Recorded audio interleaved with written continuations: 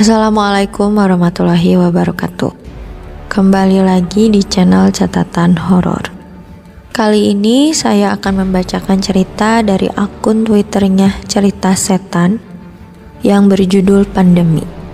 Sahabat horor, sebelum kita dengarkan cerita kali ini, jangan lupa untuk like, komen, dan subscribe channel Catatan Horor. Bagi sahabat yang mempunyai pengalaman horor dan ingin kami bacakan ceritanya, boleh menghubungi kontak admin kami. Untuk sahabat yang ingin membaca langsung cerita ini, bisa klik linknya di kolom deskripsi. Nyalakan loncengnya agar tidak ketinggalan cerita selanjutnya. Baik sahabat, langsung saja kita dengarkan cerita horor kali ini.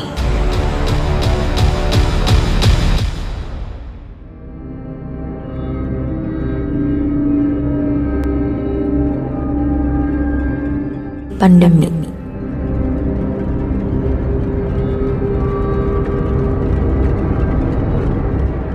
Kejadian ini dialami oleh seseorang yang sebut saja namanya Mas Waris, salah satu pemuda yang pernah menjadi relawan di salah satu kecamatan desa.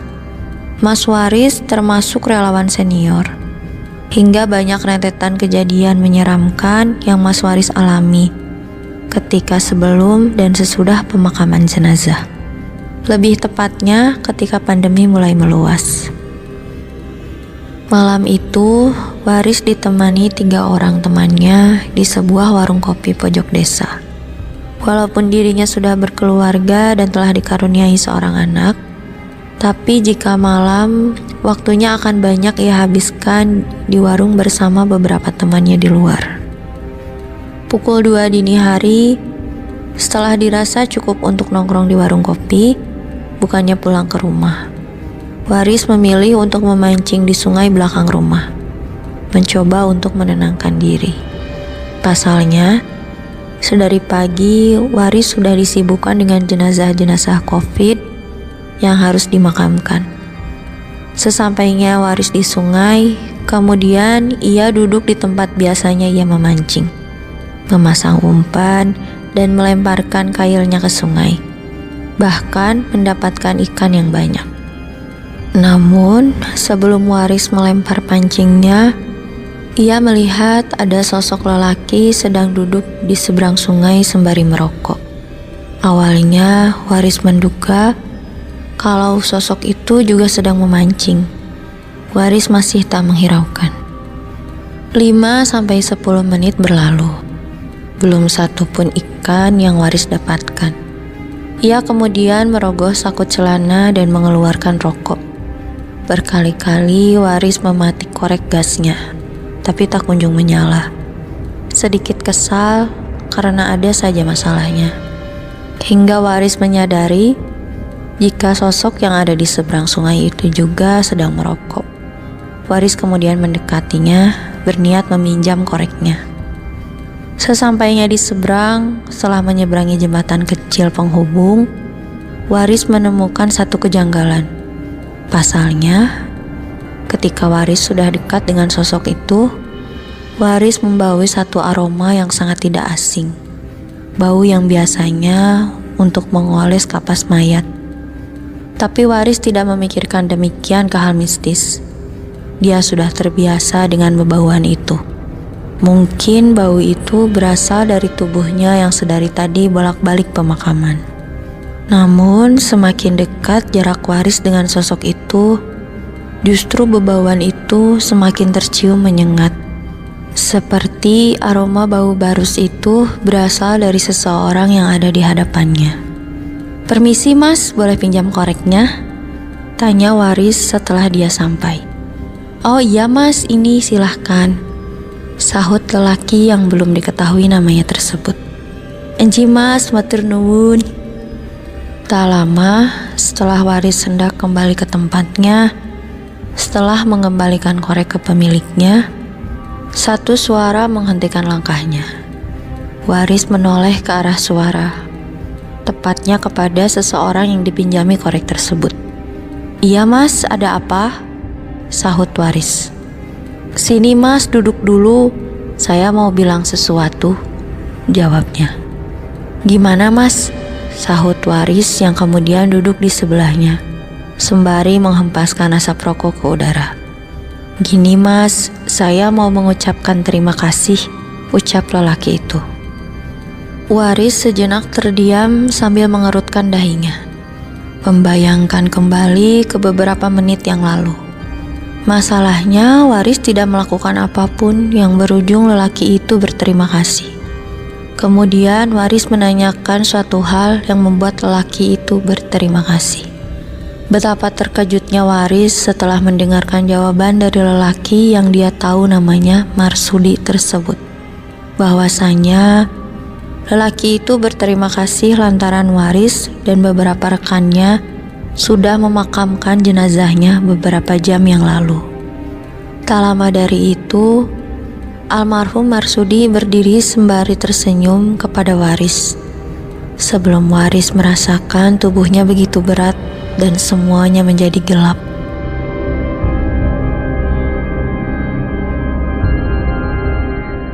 Entah berapa jam Waris tertidur. Pagi itu ia terbangun masih di tempat yang sama, di pinggir bibir sungai. Untungnya dia tidak tercebur ke dalam sungai.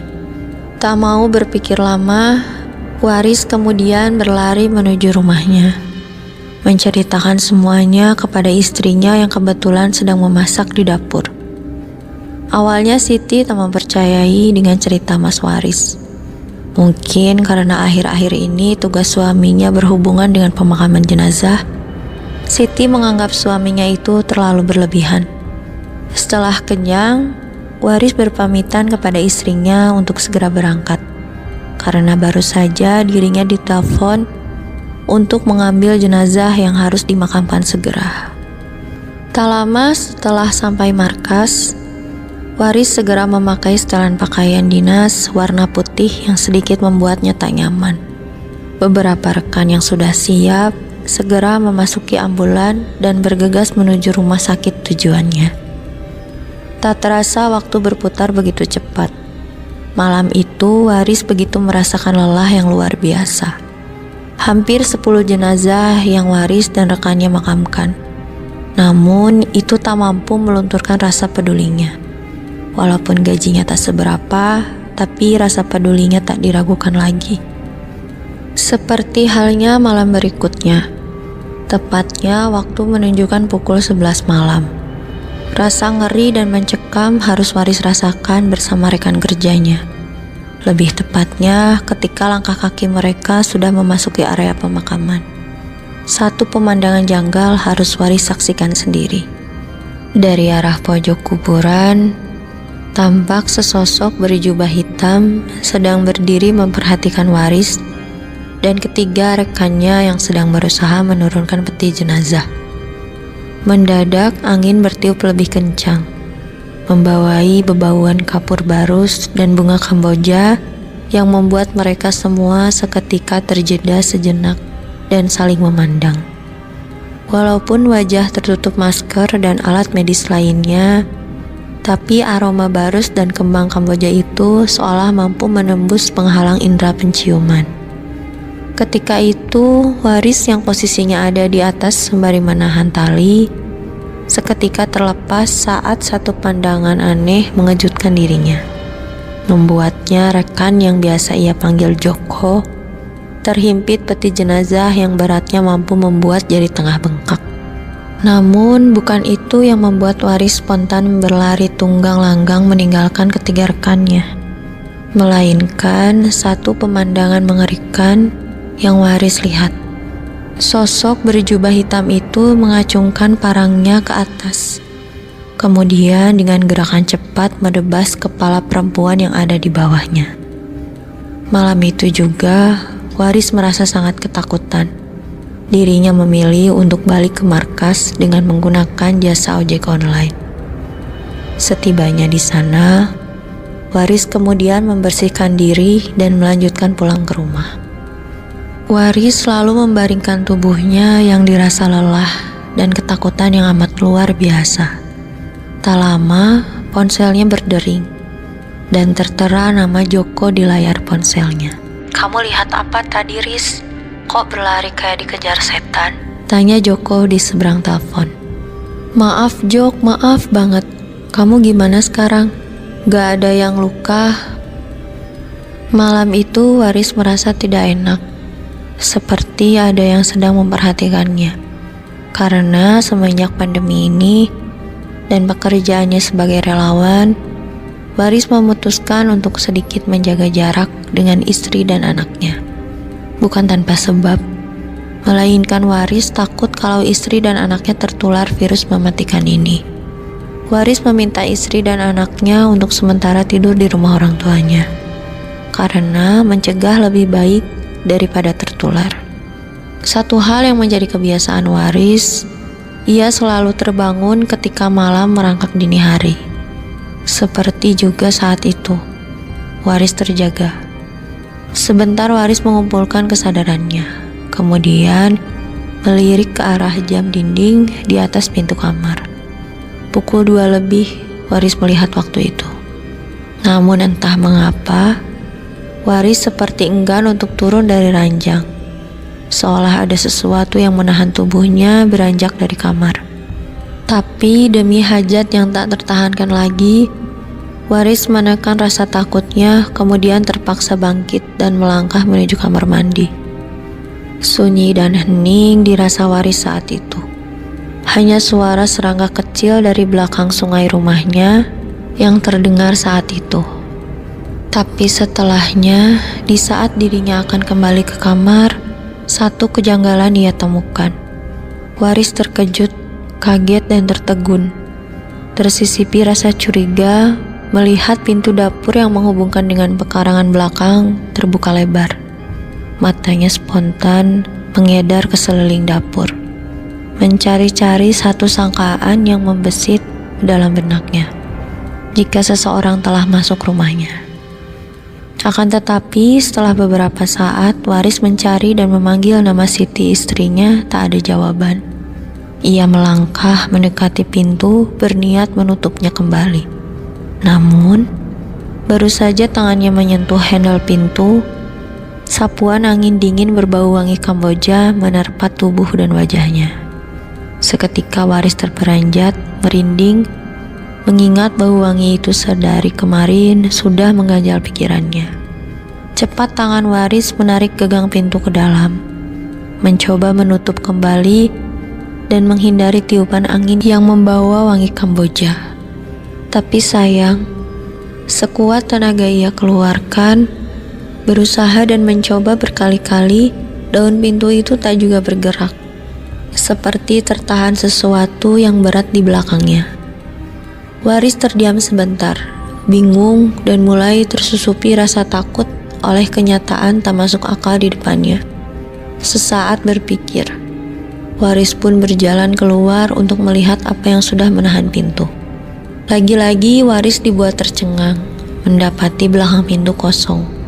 Tak menemukan apapun yang mengganjal atau menahannya. Bahkan tak lama, daun pintu bergoyang pelan, menandakan jika pintu sudah ringan tanpa beban.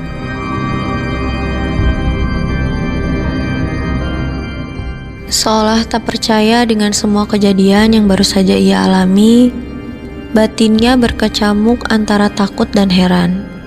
Namun tak lama, rasa heran dan bingungnya terjawab oleh satu suara lembut di ujung belakang pekarangan yang mengarah ke sungai. Suara lirih tengah bernyanyi dari sosok wanita berbaju putih, berambut sepinggang, sembari menggendong anak dan sesekali memanggil nama Waris. Meski terlihat sedikit samar, tapi sosok yang berdiri membelakangi Waris itu sanggup membuat tubuh Waris seketika dingin.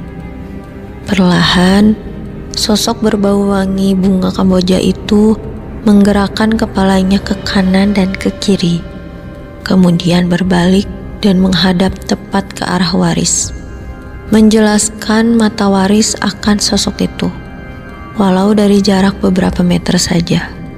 Tubuh Waris seakan mati rasa setelah pandangannya terbantu cahaya lampu dari sudut tempat ia berdiri.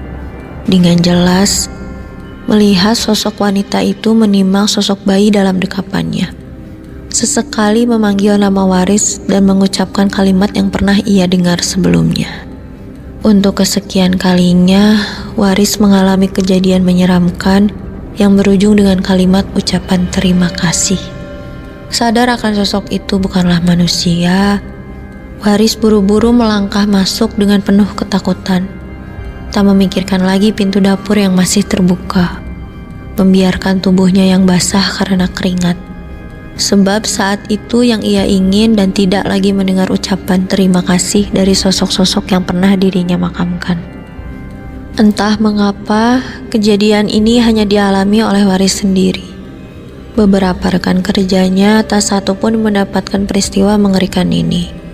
Walaupun hanya tanda ucapan terima kasih, tapi bagi Waris itu membuatnya tidak nyaman. Siapapun juga tidak akan mau mengalami kejadian seperti yang Waris alami. Namun, ada satu lagi kejadian yang Waris alami untuk terakhir kalinya. Sebelum dia memutuskan untuk berhenti menjadi relawan dan memilih untuk membuka usaha sendiri di rumah. Bukan tanpa sebab Waris memilih itu, melainkan dirinya ingin selalu bertemu dengan istri dan anaknya di rumah. Tidak lagi meninggalkan mereka sendiri di rumah orang tuanya. Sore itu, setelah maghrib, ketika Waris dan ketiga rekannya hendak menguburkan jenazah lagi, kebetulan Waris dan ketiga rekannya sudah berada di area pemakaman dan ditemani oleh satu petugas rumah sakit. Mereka dengan semangat membara mengangkat peti jenazah untuk segera diturunkan ke liang lahat. Entah ada hawa aneh atau apa, yang jelas Waris merasakan ada yang aneh dengan petugas dari rumah sakit tersebut. Awalnya Waris mengira petugas itu sedang tidak enak badan. Terlihat dari cara dia berjalan dan raut wajahnya yang begitu pucat. Entah rekannya yang lain juga merasakan atau tidak. Namun Waris mulai menduga-duga dengan hal-hal di luar nalar. Waris sesaat perlahan menurunkan peti jenazah ke dalam liang lahat. Tampak semuanya terlihat masih biasa saja. Namun setelah semua selesai, tepatnya setelah gundukan tanah kuburan sudah mulai menggunung di area makam tersebut, satu suara mengejutkan mereka semua. Bukan dari suara warga yang sedang menonton dari balik pagar makam, yang membuat keempatnya termasuk Waris begitu terkejut dan tercengang, melainkan dari sosok lelaki muda yang baru saja turun dari mobil dinas rumah sakit. Waris, Joko, Doni, dan Agung terdiam sebentar, bingung dan mulai tersusupi rasa heran. Manakala lelaki yang baru saja turun dari mobil dinas dan berjalan ke arah mereka berempat menanyakan peti jenazah yang akan dikuburkan. "Loh, Mas? Lah, petinya di mana?" tanya lelaki muda dari petugas RS. "Lah, kok malah tanya? Mas, bukannya tadi kamu ikutan bantu nurunin peti ke kuburan ya?" sahut Waris. "Lah, saya baru saja sampai, Mas," jawab petugas RS dengan wajah heran dan bingung. "Nggak mungkin, Mas. Kenyataannya sampean ini berangkat bareng kita. Mas ikut memakamkan peti jenazahnya," sahut Joko. Hingga pada akhirnya mereka berlima meninggalkan area pemakaman dengan meninggalkan banyak pertanyaan dalam benak masing-masing. Sebenarnya siapa tadi yang menyerupai petugas RS yang ikut membantu? Sampai saat ini pun mereka berempat belum menemukan jawabannya. Hingga Waris memilih untuk keluar dari pekerjaannya dan memilih untuk membuka usaha di rumah bersama anak dan istrinya.